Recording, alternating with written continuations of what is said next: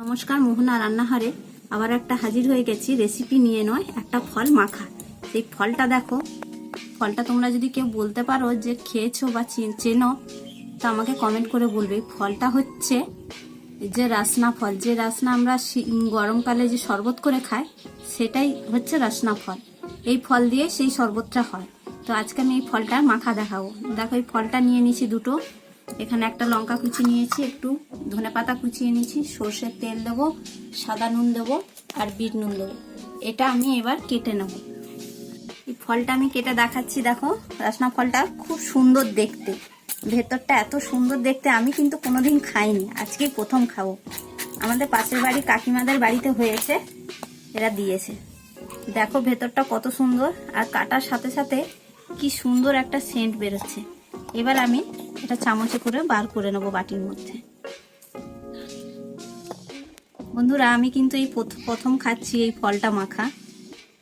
আমি নামও শুনেছি প্রথম, আর খাবো প্রথম। এর আগে আমি রাসনা ফল দেখিও নি আর জানিও না। দেখো বন্ধুরা, কত সুন্দর লাগছে দেখতে। এটা খেতে কেমন লাগবে জানি না আমি একদম। ধনেপাতা দিয়েছি, কাঁচা লঙ্কা দেবো, হাফ চামচ মতন সর্ষের তেল দেবো, আর পরিমাণ মতন সাদা নুন দেব।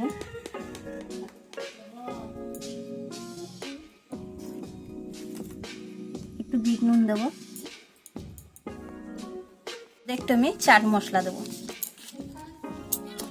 যেটা ভালো করে আমি মেখে নেব।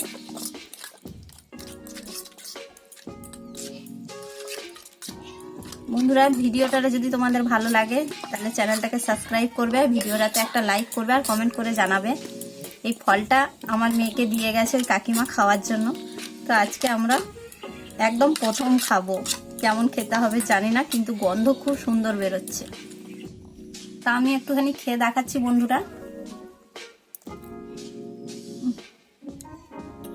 অসাধারণ খেতে বন্ধুরা, একদম মনে হচ্ছে কদবেল মাখা খাচ্ছি। বন্ধুরা, যদি ফলটা তোমরা কোনোদিন কোথাও বাজারে পাও তো অবশ্যই মাখা করে খাবে, খেতে দারুণ স্বাদ।